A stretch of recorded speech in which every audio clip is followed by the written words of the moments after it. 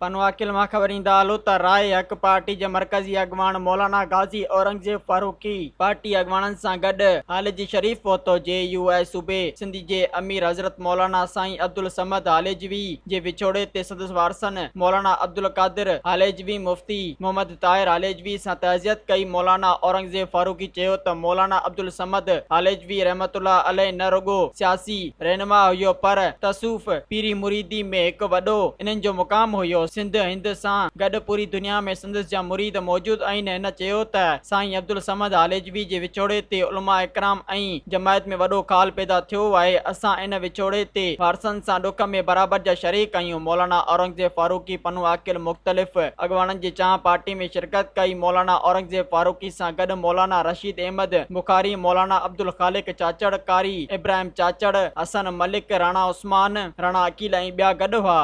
मज़ीद ख़बरनि ऐं तफ़सीलात लाइ विज़िट कयो असांजी वेबसाइट www.awamiNewsHD.com ऐं ॾिसंदा रहो अवामी न्यूज़ HD।